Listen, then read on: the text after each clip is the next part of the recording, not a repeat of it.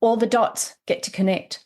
And that's where people have those aha moments. So you have these potential failures, but every time you have a failure, if you're really wanting the success, you're learning and you're matching and you're connecting and you're figuring out why all these things may not have worked, and that actually pushes you closer to a point where it is going to work for you. So I think it's very much let's get back to mindset, and let's get back to mindset and your perception of what somebody may have said to you once.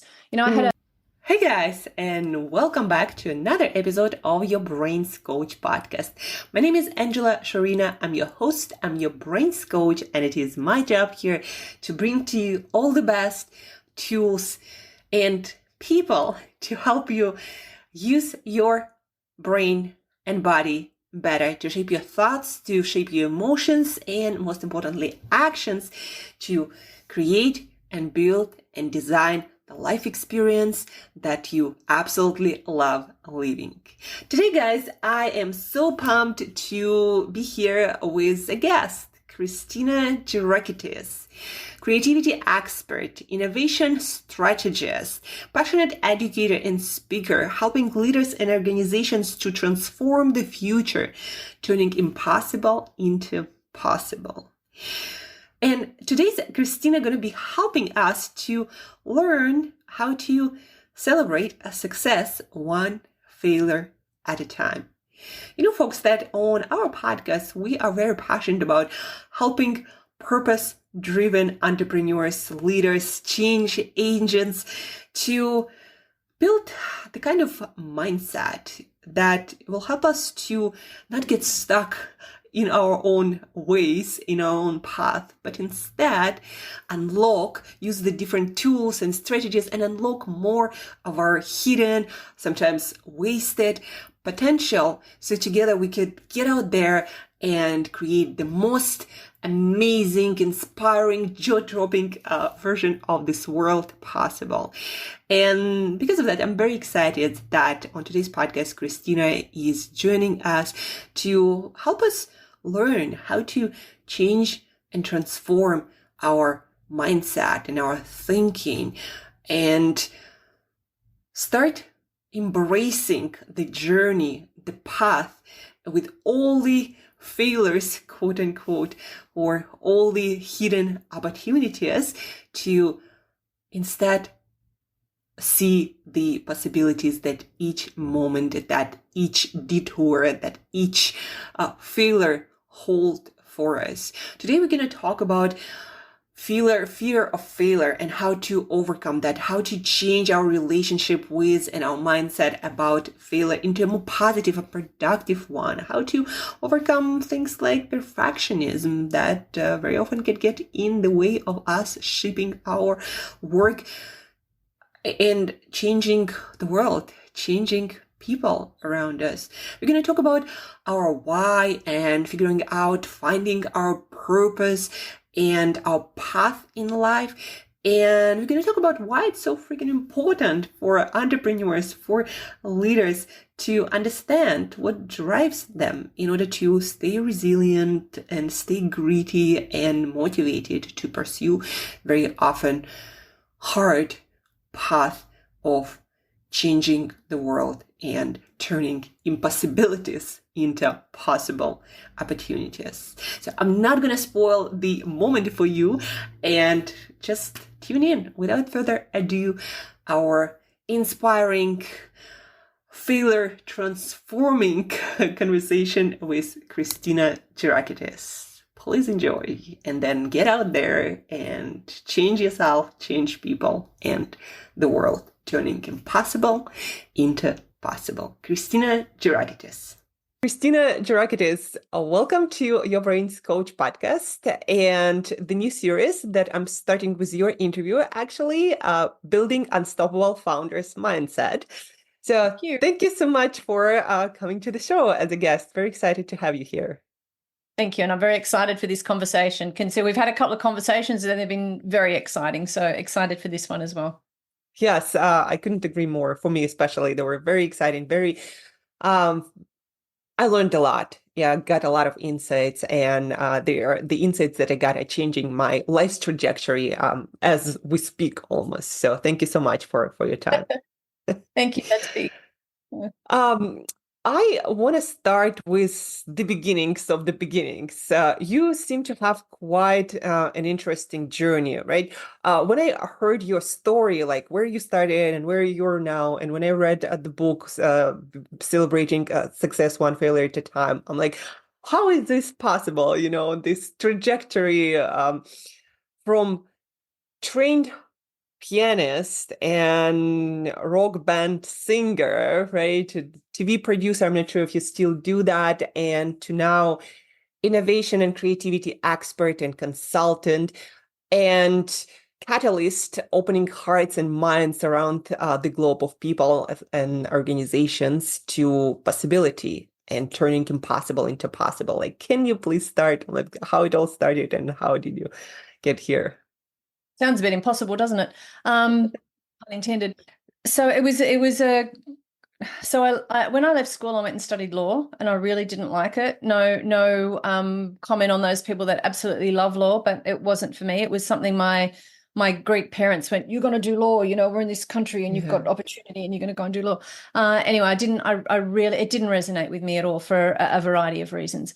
And so what did resonate with me was the whole sense of creativity and innovation and doing things, you know, unique things. So I actually went and studied. I'd been studying at the Conservatorium of Music for quite some time. Mm-hmm. I'd been in theatre as well for a fair bit of time. And I ended up at doing a double degree at the Conservatorium of Music. I did a performance degree in classical piano, and I was studying theatre and drama and English at universities. So that was quite a wonderful period of time. I don't think I slept very much, but then I don't sleep very much now. Going from rehearsals to practice to, you know, to everything else. So it was quite a very creative period of time. I was in every play that moved. I was in a number of bands. I taught piano. I played piano in restaurants. So really enjoyed that. At the end of that, I somehow found myself in television and ended up loving the whole production. So it was almost like the drama ended up in the drama of television. So I ended up running a production company after a few years. I fell into that. Then I went into a television station, ended up on the news. Nothing like live television. It is just shoots every piece of your adrenaline that's possible. And then from there, I went into an agency doing some creative work for an agency. Then I started the whole I'm going to have babies trip. So that took me out of the agency. I was going to be not a stay-at-home mum, but I had a definite date for leaving the agency. And then it was, okay, well, let's see what comes next. So, to be honest, I was never going to be a stay-at-home mum, which is probably very good, worked out very well for my children. And then I had my first child, and I got a phone call that said, could you come and teach singing as part of a music business course? And I went, oh yeah, why not? It's only, you know, a couple of hours a week. It's a good transition or whatever. It'll get me out of the house. And did that. Ended up, cut a long story short, ended up running a music business course from that first iteration. So I guess for me, it was like, how much do you love what you do? How much difference do you want to make? And how involved do you want to get? And I always wanted to get really involved in whatever I was doing. So we ended up running the music business course by running a music festival. And that was really exciting. And this is before hands-on, you know, learning was anything that most people spoke about. And our students were remarkably getting fantastic jobs on production sets internationally, or they would win the only 2 scholarships, for example, at one of the major production houses in Australia. So our students were doing really well because they had hands-on, and the ones that we would put forward for these opportunities, we knew that they were great workers and, you know, they had the right work ethic and things like that. So then I ended up running the film and television part of the school as well. And then there was an innovation champion, and he had been around universities, tertiary institutions, and said, will somebody run an innovation department? So they came to ask me and said, will you start up an innovation section? Because nobody had one at that point in time. So he wanted one started at this tertiary institution. And I went, yeah, sure, why not? And then went, okay, how are we going to do this thing? How's it going to work? Almost like, what is innovation? But then realized that I'd come from a family of serial entrepreneurs, inventors. So it was very much in my DNA to create something different. And then that kind of one thing led to another. And then I started my own innovation business. And then I was working with the most amazing entrepreneurs and heard all these wonderful stories. And that's how Celebrating Success One Failure at a Time came about. And that's why now, so I'm working on my second book, which is the Upward Spiral Innovation Strategy. And it's all about going into organizations and helping them have an innovation strategy, because if you don't have a strategy and it's not actually laid out and it's not part of your business plan, everyone wants to talk innovation, and some people have got a chief innovation officer and things like that, but nothing gets done unless it's actually embedded into the organization. So that's kind of a rough trajectory of how I got from there to here. And sometimes it doesn't make sense. But I met a gentleman by the name of Jeff Julian, who had worked for Spielberg and worked for Steve Jobs and Nokia and Porsche.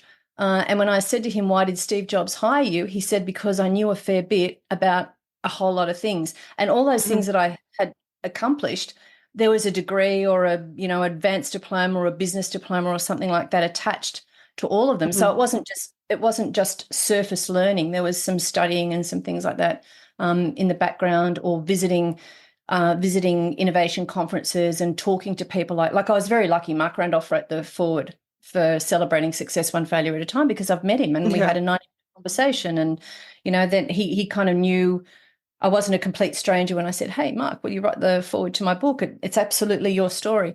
So putting myself in different situations where I would learn, and I still do, got this insatiable thirst and curiosity to learn.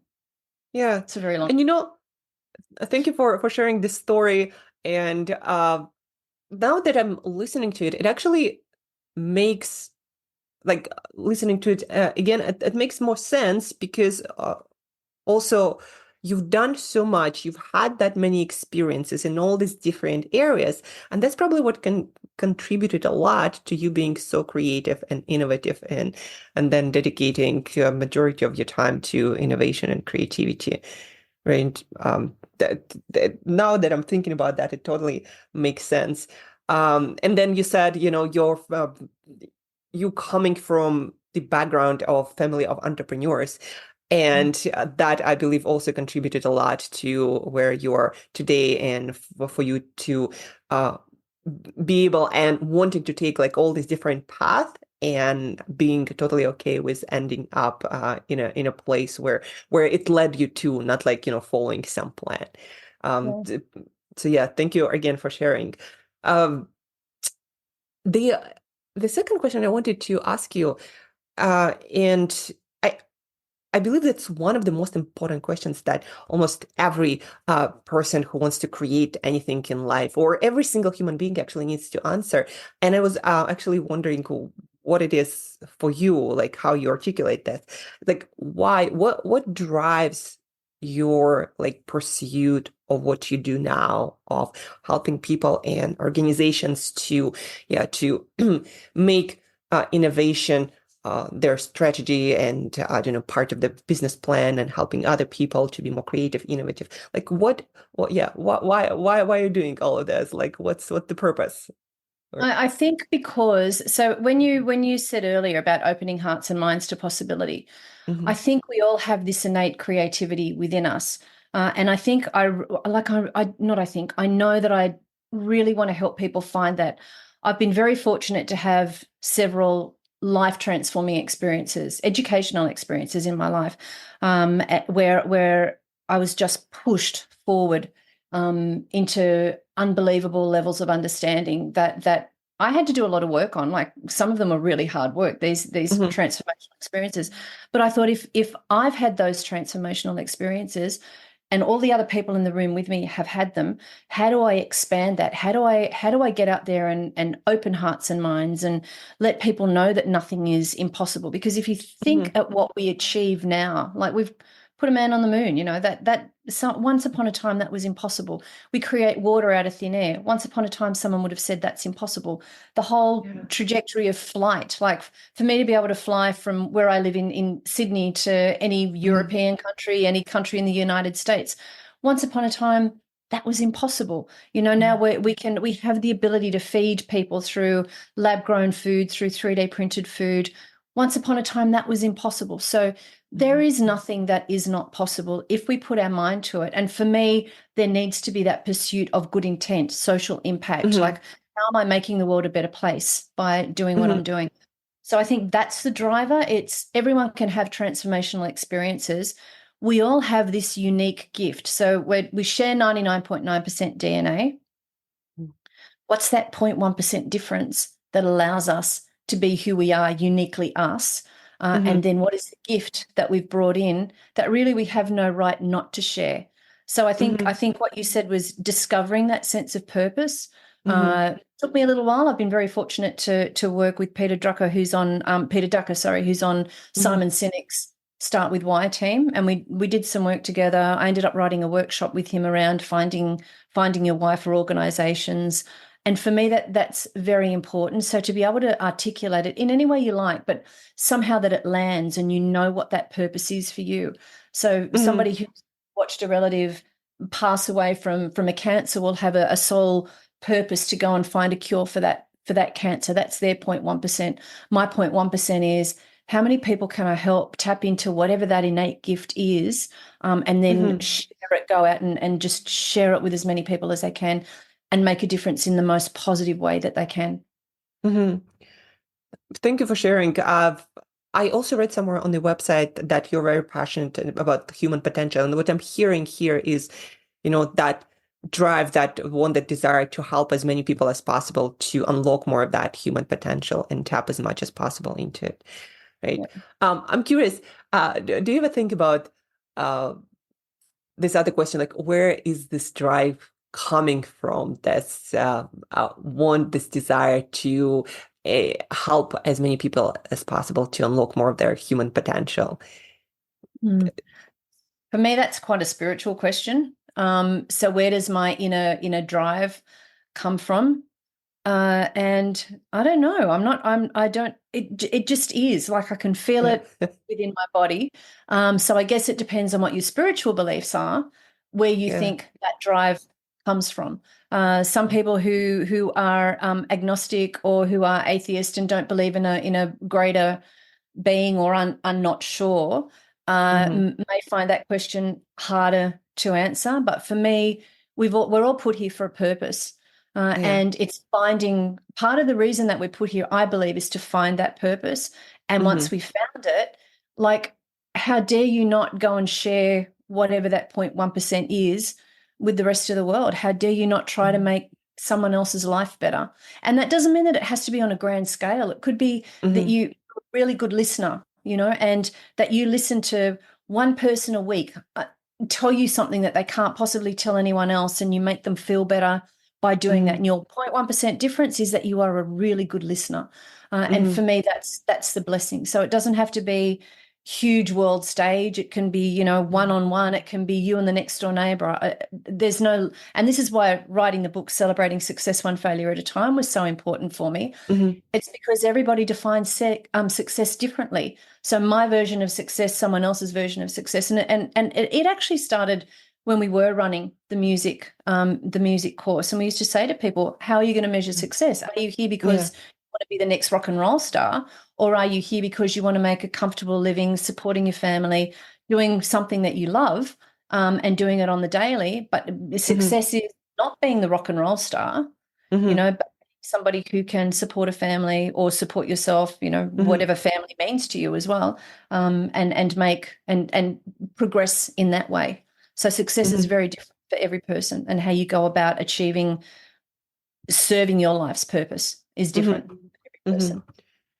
I wanted to ask you this question, and thank you so much for answering it so deeply and openly, because I also Well, first of all, I ask myself this question all the time. Like, I have this drive. I want to help a lot of people, but at the end of the day, I'm like asking, where is this coming from, right? I have no idea. Like, it's just there. Yeah.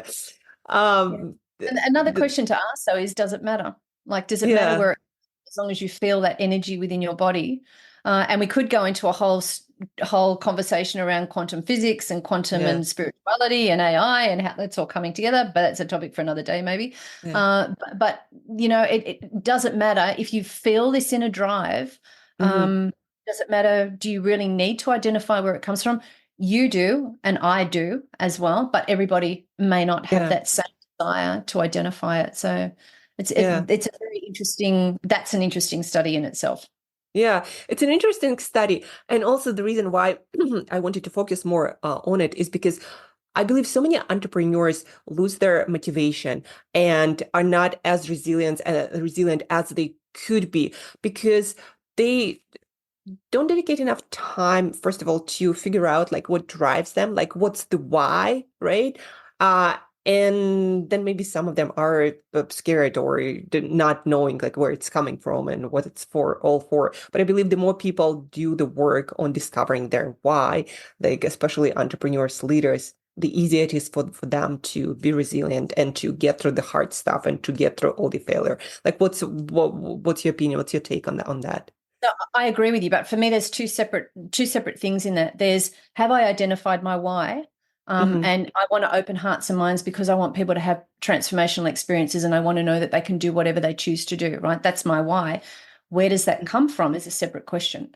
So, Yeah. and everybody doesn't ask both questions. So you're asking the two questions Yeah. as opposed to just what's my why. And I totally agree with you. If an entrepreneur has not identified what their why is, then Hmm. when the going gets tough and they get knocked down on the ground, I often say to some of the startups that we work with, right, 5 minutes on the ground, fetal position, kick, scream, cry, do whatever it is that you need to do to get rid of that frustration and that. But then you need to get back up again. If you really want to do this thing, if you really believe in what you're doing, then you need to get back up again. There's a song, I get knocked down, but I get up again. I think it Yeah. was written from to be honest. But I think they're two separate things. And I think Hmm. some people find it difficult to identify what that why is. And it's usually people that have that drive that want to. Some people Hmm. go, it doesn't worry me. So I had Hmm. there's a gentleman at the at the supermarket where I work. Not where I work, sorry, where I shop. He works at the supermarket. And I have not seen him not have a conversation with somebody as they pass through his check, and they smile as they leave because he Hmm. leaves them feeling in such a better place, right? So he chats to them, they get some sense of connection, particularly if they're elderly or whatever. We always talk about music, so I go through, Hmm. we talk about, I go, hey, what concerts have you been to lately or whatever. I always leave with a smile on my face. Everybody that, so why is he there? He actually works there because he wants to make money to go to concerts and satisfy his music, his Hmm. music inness. That's where he finds his relief. So it's really a means to an end. But for him, making everybody else smile on the way, I bet it's not something that he's even thought about. But Yeah. it's quite special. So his Hmm. why, to work at this job, to go to a music concert session, wherever it is, and that for me is just as Hmm. amazing. And when I read some of those, so we've just had Taylor Swift in Australia. Hmm. She did concerts in Melbourne and some concerts in Sydney. And apparently, like, I didn't go. It was very hard to get tickets, but I couldn't even name 10 Taylor Swift songs, to be honest. When I hear them, I go, oh yeah, I know that song.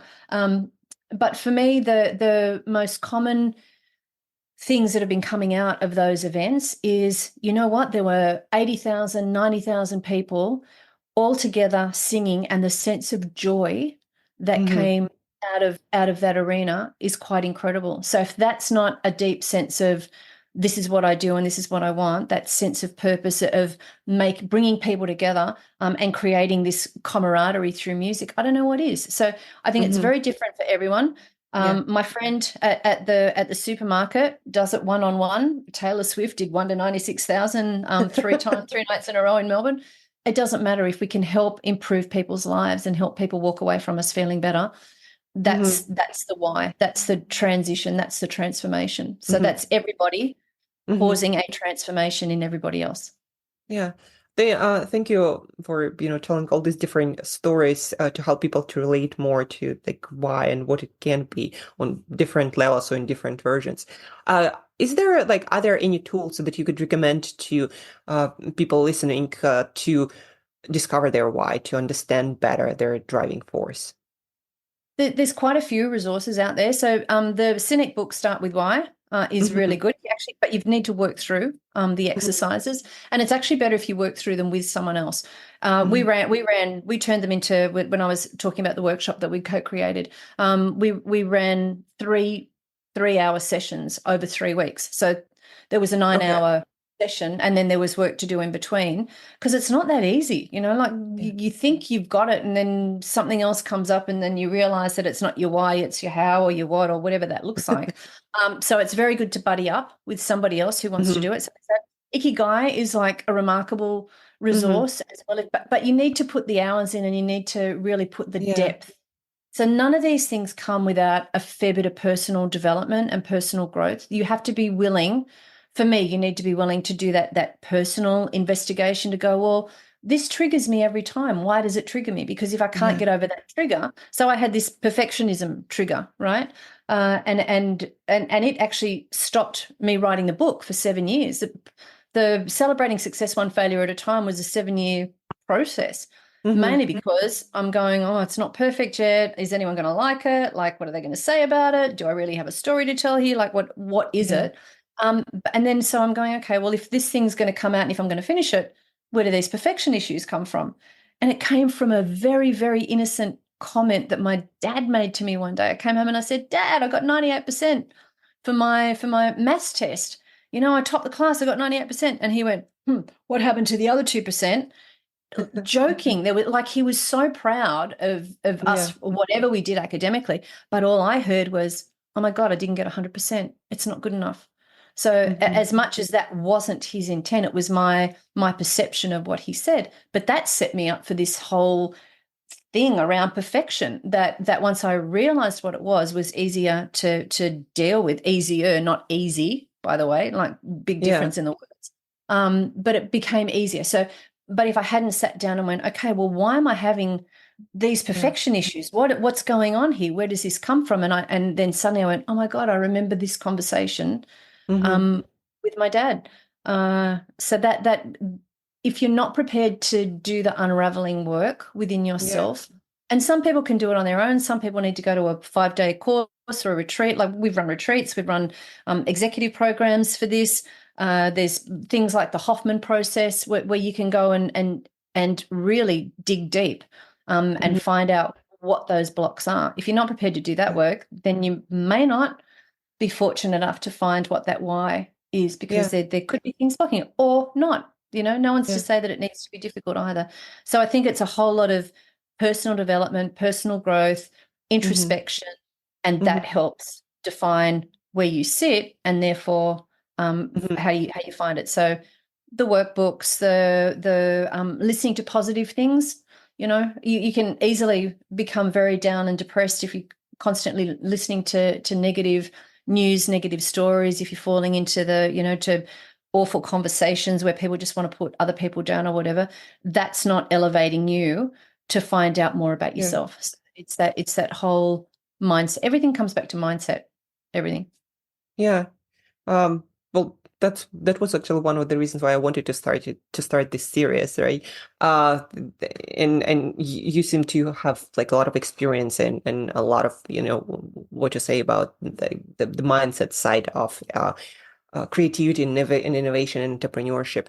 And thank you also, by the way, for emphasizing that the person needs to be also open to what's gonna come from these exercises, trying to discover their driving force.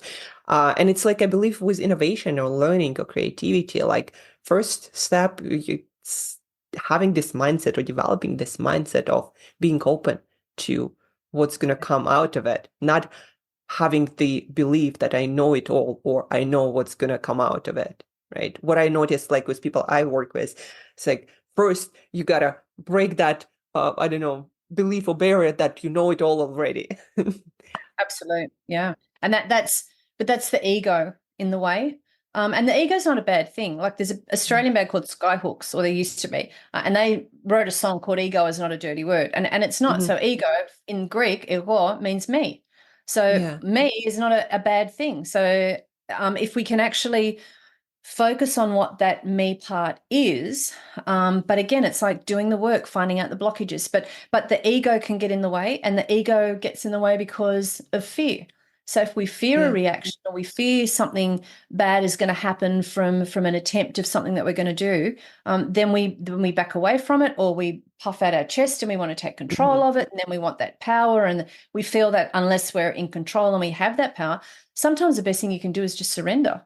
You surrender to the experience, you surrender to what's coming out, you surrender to the people around you, you ask for help. But it is that insatiable curiosity, that insatiable wanting to learn constantly. And whether that's about yourself or your subject matter or something else, it doesn't matter. It's that curiosity that becomes the driver in a lot of these things. Yeah. Curiosity. It's for me, curiosity is such an inspiring word that can help one to transcend almost any fear. Like, when you really connect to that curiosity as a driver. And I also believe that's when you tap into curiosity, it helps you to overcome any fear of failure. You speak a lot about failure. You wrote the books celebrating success one failure at a time, right? First of all, I want to ask you, why failure? Why celebrating success one failure at a time? Yeah. So for me, it's all about, and I thought I was original when I started doing it, but there's other people that are on the same trajectory, which is fantastic. So failure has all these amazing connotations, like you've failed, you've done a bad job, you haven't done anything right. It's not, it's not good enough. You're a failure, you're bad, you're unworthy, you have no idea, you're dumb. Like all these connotations around what failure could potentially mean. And really failure is, and I thought about it, like I was watching a baby walk. And again, I'm not the first person to come up with this example. I thought I was, but I'm not. I've read it a few times since. But I was watching a baby walk, right? And the baby fell over. And then the baby got up again. And everyone's clapping and cheering and encouraging. And I'm going, isn't this amazing? Like the child fails after its third step and it falls over. But we sit there and we go, come on, you can do it. You can do it. It's great. And then as we grow, that sense of failure leans more towards the negative. Like you're not good enough. You failed your maths test.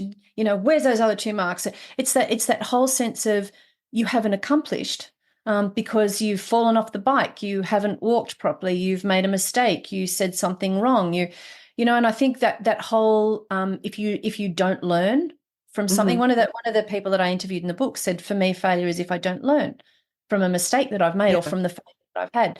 And I couldn't agree more. So if you go through an experience and you don't learn the lessons from it and you can't progress forward with that lesson, then it is a failure. So for me, it was kind of a no-brainer that success was one failure at a time. When I go back to all the things that we learn as a child, the first time we speak, we don't say a word clearly, or if you do, you're very remarkable. Most people don't. But, you learn. So with practice, you learn. And with practice, we learn how to walk. Or most of us are blessed enough to learn how to walk. We go to school and most of us are blessed enough to be able to eventually write our name. But we don't do it the first time. But then as we get older, we're expecting that everything's going to go right the first time and we're not going to make any mistakes. So for me, it's all around changing the definition. We either need to change the definition of the word innately. Like we have to feel it within ourselves, or we have to stop using the word and come up with something else that means, I will get there one step at a time. This is a bit of a setback, but I'll get there one step at a time. So for me, that's why the book. And I didn't want to write about, there's lots and lots of books around, the Mark Zuckerbergs and the Atlassians and the Canvas and all these famous unicorn experiences, and we had a really bad time in the beginning, or it took this long to get to where we were, or we're the 10-year overnight success story. But there's so many of those from entrepreneurs who are succeeding in having the lifestyle they want, making a difference, creating a product that people want to use. So I wanted to tell it at that entrepreneurial level, not the unicorn level, or not the hey, I'm this level. So it's the everyday stories that I find encouraging for other entrepreneurs to go. The Graham sisters, I think it was 3 or 4 iterations of the website before they even got close to what they wanted to do. Jennifer Holland and Throat Scope. That story never ceases to fascinate me. When she walks, she was at the doctor's. Hold your kid's arms down so I can shove this wooden tongue depressor down his throat. And she walks into a $2 shop and goes, but strap. There you go.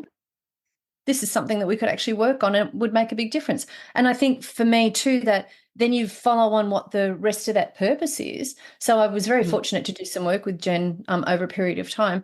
And at one point in time, she had there was this big car race, I'm not a car person. So anyway, it was like these me neither. rally cars, and they kind of went around like they do in Monaco.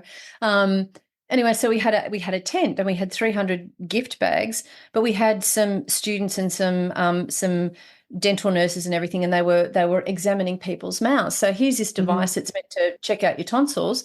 All of a sudden, they're using it to detect things that might be different or unusual in people's mouths. From 300 people that they tested, I think they sent 65 people for follow-ups just to make sure they weren't mouth cancers, because each one of us goes to the dentist maybe every 2 years, every 12 months, whatever it is, and that's normally when these things show up. So with the throat scope, you can do home diagnosis, or not. You don't do home diagnosis, but you can have a home inspection. And then if there's an issue, you can go make a special appointment. So all these multi-uses that people then come up with the products that they're using are also really incredibly innovative and serve a purpose. It's like, what else can we do since we've got this device? What else can we do to help people, in her case, not be sick? Yeah, it's so many amazing stories there in the book. And I love that you took the entrepreneurs who are not just Mark Randalls, of this world, who are known to the entire world. But yeah, there are so many examples of entrepreneurs who built great things, and because of those great things, our world is better and people's lives are better. But speaking, I want to spend a little bit more time on failure itself, because again, so many entrepreneurs share with me their journey, and they're like, how do you overcome it fast, and how do you not spend, days ruminating on that, or I failed, what do I do now? And I think for me, it comes to the definition of failure itself, like you already mentioned, right? For me, a failure is when things don't go according to the plan, but then it's an opportunity to learn. So I think it's so ridiculous for us to expect that everything has to go according to our plan, and yet we do, right? And I find that fascinating, because if you go back throughout history, when has anything ever gone according to plan? And people go, oh, the rate of change and everything, and changes, everything's changing. And you go, well, if you go back through history, everything has changed. Otherwise we'd be living in caves still, and we'd be wearing fur coats, or, we'd be riding around New York in horse and carts instead of a car. And let me tell you that if there were horse and carts still in New York City and the population was what it was now, it would be stinky and there would be poo all over the place. So it's kind of like change is constant. It is constant. We say that, but we actually don't believe it, because then we start fearing change. And I think there's that whole idea of, instead of embracing change and going, well, this is going to do the world good, we then fall into fear. And nothing is a bigger proponent for failure than fear, because then we can go, see, I knew it wouldn't work. See, I knew that would happen. And you go, well, potentially, maybe you've created your own reality here. Maybe you've expected it to fail so much that you've gone down the trajectory of failure instead of going, this is going to work. So an entrepreneur who wants something to work will make it work. And they'll go, oh, damn, it didn't work that time. They don't go, oh, I failed, except unless you're Edison and I failed 100 times. whatever terminology is. But I think it's the entrepreneurs love problem solving as well. So to be honest, at times it doesn't feel like it's a failure. You go, what have I got to do now to solve that problem? So what is it? And it's that adrenaline pump, and it's that thinking a little bit differently. People say that they get their aha moments in the shower or by water or, walking or whatever that is.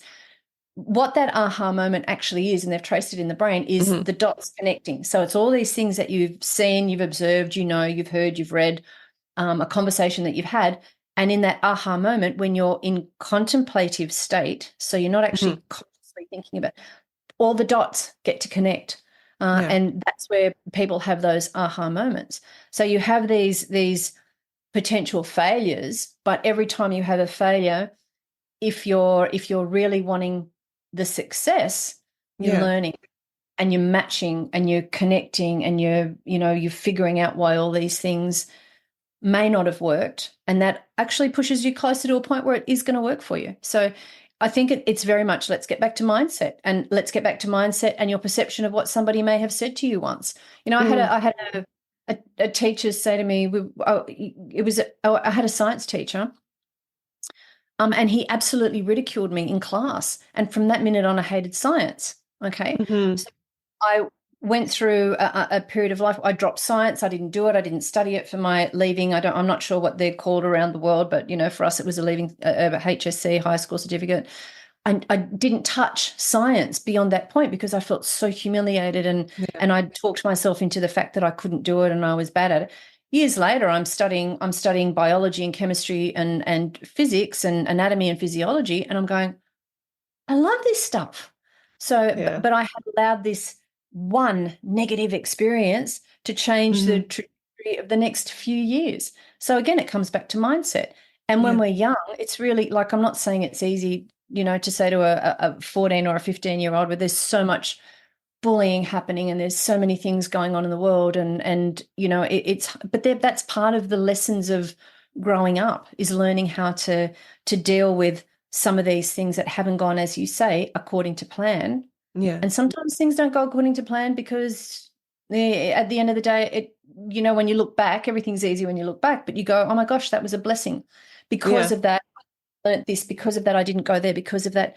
And sometimes that can be quite liberating when you look back. And, people say to you, trust the process. One of my favorite things is trust the process. It will all make itself eventually. But while you're going through it, you go, oh God, process hurry up. Yeah. It's so hard to also let go, of the things like you want it to happen this way and it's not happening, and it just, you feel this frustration. But I just try to always remind myself, well, I just don't know how the things are supposed to connect. It's not my place to know. And from that perspective, then I realized, so just let it go and work on things that you can control. One question that also helped me personally to deal with failure or the negativity of it. I was reading a book about failure from a psychologist, a researcher, and she said, she pointed out to this question that she believes is very important. She said, are you playing to win or are you playing not to fail? Right? And that made such a huge difference for me, because she said, if you're playing to win, it means you are okay with failing and learning from it until you succeed, right? But if you're playing not to fail and avoiding that, that's where it becomes problematic and self-limiting. So that's so, because, and also the other thing that goes with, if you're playing not to fail, you're worried about what people are going to say. You're worried about whether you're taking the right steps. You're worried. When you're playing to win, you go, I'm brave enough to try that. I've got the courage to try that. Let me try that. If it doesn't work, then I'll try that. And it's a completely different. So the playing to win is very much the lean in, and the making sure I don't fail is like, I'm looking over my shoulder because I don't know where the negative thing's going to come from, or where the negative comment's going to come from, or the negative experience is going to come from, and that pulls us back, as opposed to, and I think if you release and surrender to the experience. No one goes out with the intention to fail, but we go in with the intention to try and make something work, as opposed to, oh, well, that's never going to work. That'll just, I might as well just not do it because I'm going to fail at it anyway. Completely different mindsets, completely different, different scenarios. And there's another exercise that I don't recommend for people. That is, so look at yourself in the mirror when you get up in the morning, and tell yourself a whole string of positive thoughts. Okay, whole lot of positive thoughts, and see how it makes you feel. Walk out of the house, see how you feel. The next day, make it late, make it in the afternoon, so you're not walking around all day like this. But look in the mirror and tell yourself a whole lot of awful things. Like, oh, you don't look that great today. You look sick. Your skin's a bit yellow. Your hair's a mess. And see how that makes you feel. And it's just by the intent. And the only thing that's different is the things that you're saying to yourself. You still look the same as you did yesterday or the day before or whatever. Nothing's really changed. Actually, don't do the exercise. Just take my word for it. Or do the positive part of it, but don't do the negative stuff. But it's really quite remarkable. Just know that if you can make yourself feel that good, you can also talk yourself down. So once you've proved it in the positive, know that the negative exists, but don't do it. Don't try this at home. So, again, it comes back to mindset, self-belief, what we tell ourselves, what others tell us. And, people will say things to you with good intent. Because because they've had a bad experience or something, but they're putting their experience onto you rather than allowing you to have your own experience. And I think this is where a lot of the definitions of success and failure come from. So some people are given permission to fail, and for some people, failure is a big, fat, dirty word because of something someone said or a perception that they had, or they kept getting Fs on exam papers at school, or whatever the individual experience was. It stays with us. And the earlier you have those experiences, the longer it stays with you. And I think it's because you find it hard to find where the source, it's harder to find where the source of that comes from. But, it's worth doing the work to find out where your feelings for success, failure, confidence, lack of confidence, self-worth, lack of self-worth, where they all came from, whatever words resonate with you. If you can find out where it came from, then you can start unraveling it, Yeah. And it's such an important work, I believe. I also believe everyone needs to do.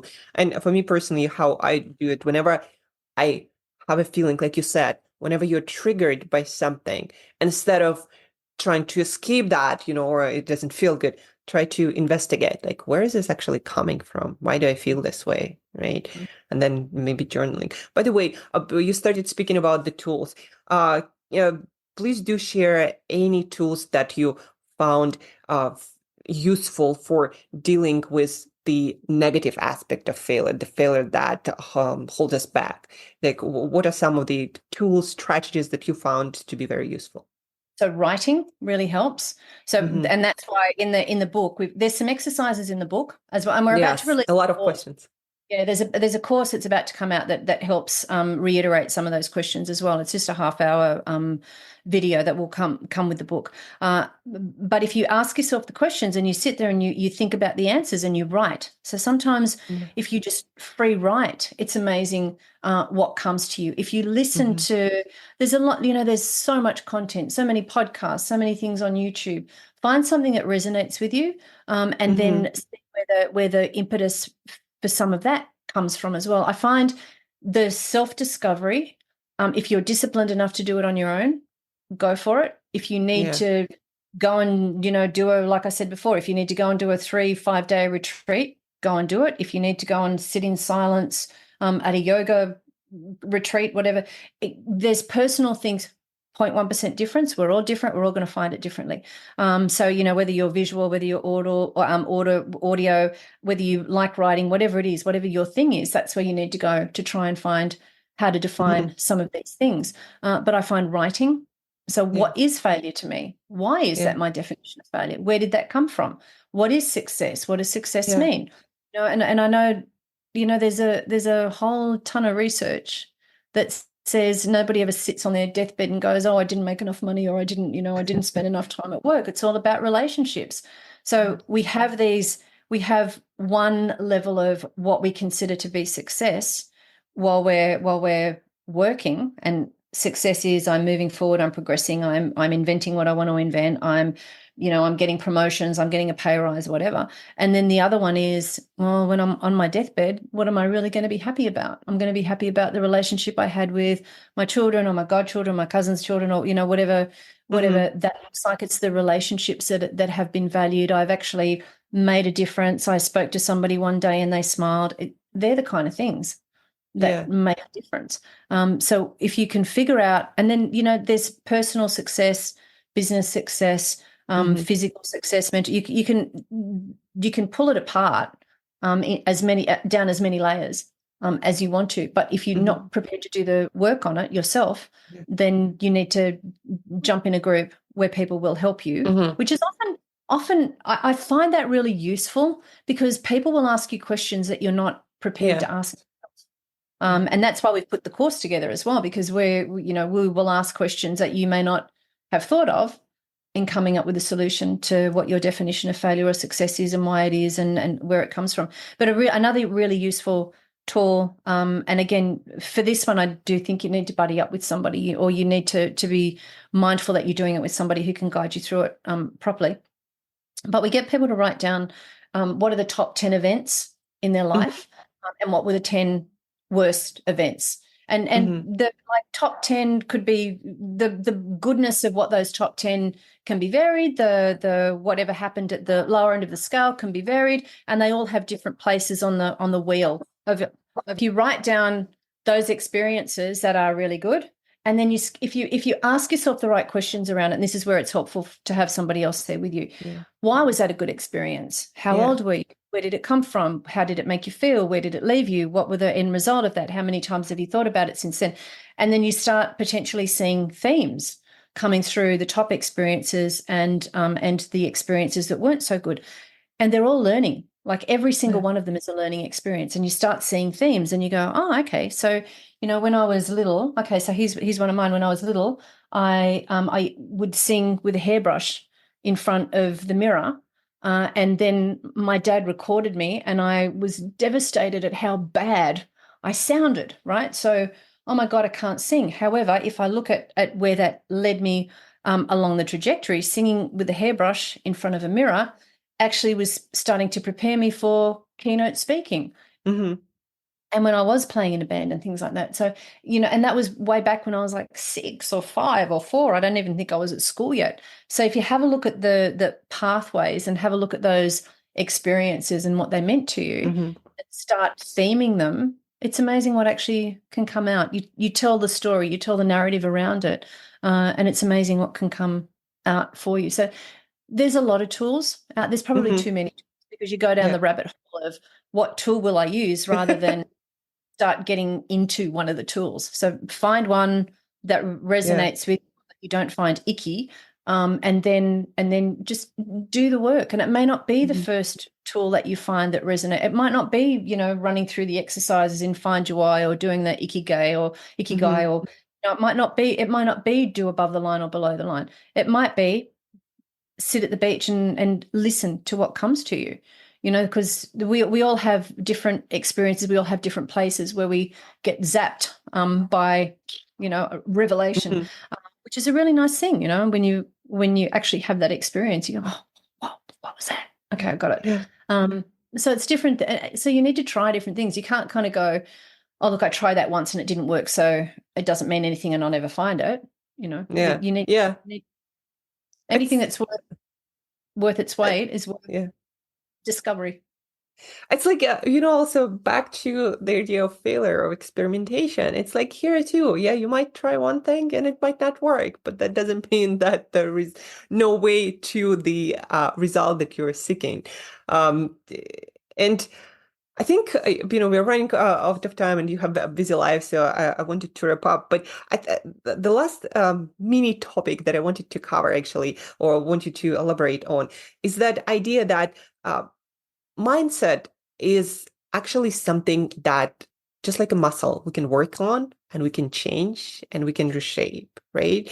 And so we often hear about like, or have a growth mindset, or, have a different mindset about failure. And a lot of people think like, well, I have this mindset. Can I actually change the way I think and the way I approach life and failure? So can you give your take and like how you approach this like mindset development? Sure. So the first question is, do you want to change your mindset? Some people go, oh, well, I do have a growth mindset. So if you're curious all the time and you want to solve problems all the time and you're into that opportunity and challenges, then you have a growth mindset, at some level or other. The big question here is also, why do you want to grow? So if you that doesn't mean that's not well, why do you want to grow? It's like, why do you want to grow? Because that will help figure out the direction of where you need that growth. So and it very much is age dependent as well. So when you're young, you want to grow information and knowledge. When you get a bit older and you go into the workforce, then you want to grow, hopefully you want to grow your capacity and you want to grow, again, knowledge and expand that knowledge. And then as you get older, the needs change, that what growth actually means to you changes. So what I encourage people to do from the very beginning is go, how do you want to grow in 4 quadrants of your body? How do you want to grow your body? And that doesn't mean like, how do I want to grow my body? It means, how healthy do I want to be? What is it that I want to feed my body? So body, mind, what do I want to feed my mind? What am I reading? What am I doing? Who am I talking to? What's going on? What am I watching? There's so much like awful stuff out there that you can watch and just become like very negative and very very downtrodden by a lot of the things that you're watching. So you've got body, you've got mind. What feeds you? What feeds you emotionally? What makes you? What brings you joy? So if you can go on a growth trajectory of what brings you joy, and it could be a walk on the beach. So for me now, my morning routine is I go for a walk when it's not raining. I'll walk the dog, the one that you heard barking. I'll walk the dog every morning, and very fortunate to live along a coastline. So for me, that's a non-negotiable. If I don't start my day like that, then I don't believe that I've fed my soul enough. Okay, so what makes you feel good? What brings you joy? What's going to set you up for the path that you want to take through the day? And then there's the question that you asked before, like, why are we here?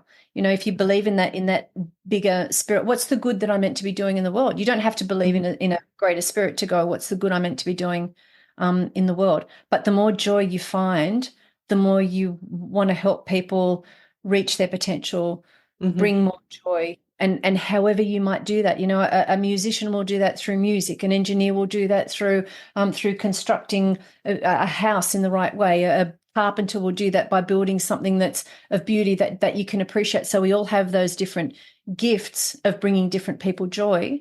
There's people that bring joy because they cook for their family every night. It's a home cooked meal every night, and that brings joy. So whatever that is, for you is where that needs to come from. So your mindset is actually running across all those quadrants of who you are and who you want to be. And I think it's also really good to go, okay, who do I want to be?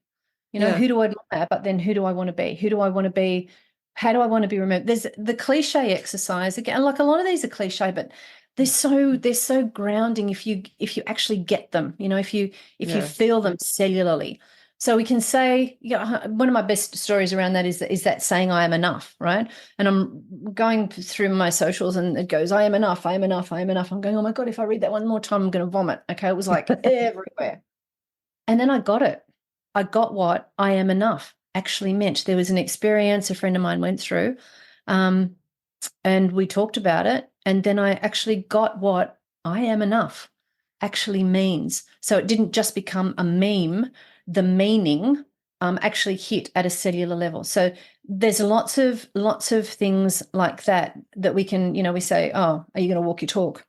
And you're finding that everyone's saying walk, talk, walk, talk, walk. And then all of a sudden you go, oh my goodness, they're finally walking their talk. So it's how to, these sayings didn't come from nowhere. They were set up with intent and with purpose. And then they became popular, and then we kind of used them too ridiculously commonly. But then it lands and you go on, I get it. I get what that means now. But you don't get it unless you've done the work, and you don't get it had to go cellular. And if you don't go cellular, then that's okay. But I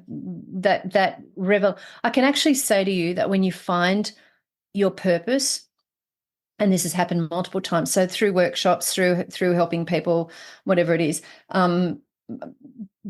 it lands. You go, oh my gosh, I've got it. And I remember talking to Peter, and we're exchanging when it was that we actually found our why. When we're devising this workshop, and we're trying to figure out how we both arrived at our why. And I went, oh, Peter, I just went, oh, I sank into it. I just went, oh, I've got it. And he went, oh no. He said, I went around the house going, popcorn, like it was all upward. He said, my wife thought I was crazy. So like it hit in different ways, but it hit. So when you get it, you go, oh, makes a big difference. Yeah. That's how you know when you've got it. Yeah. And I think, thank you so much for sharing all of this. And it's a good note to, finish our conversation today on. But before we do, I'd like you to share with listeners where people can learn more about your work. What do you want them to do? Pick up the book or go to website? Yes, please do share. And I'm also going to share that in the show notes as well. Yeah, thank you so much. So there's a central place where you can get to the website, and you can get to the things that I speak about, and you can get to the book, and it's at hub.utopiax.global. So I'll send you the URL. But if you go hub.utopiax.global, and that for me is its own story. So Utopia X, someone went, oh, X, Elon Musk, and I went, no, I was actually doing this a long time before Elon Musk. Regardless of whether you like him or not. But because for me, utopia means different things to different people. Yeah. And that's the important thing. So at the end of the day, we all need to be able to agree to disagree with love and kindness. And that's for me what UtopiaX is. Okay. Yes, I'm going to link that in the show notes, and also going to link the book, if you don't mind, Celebrating Success One Failure at a Time, because I believe, there are so many great lessons, and it just reading about stories of all these entrepreneurs and how they frame failure and how they think about success and what tools they use to get through a lot of those failures to get to their own version of success. It's very, very useful, and I'm sure will help a lot of entrepreneurs to do the same.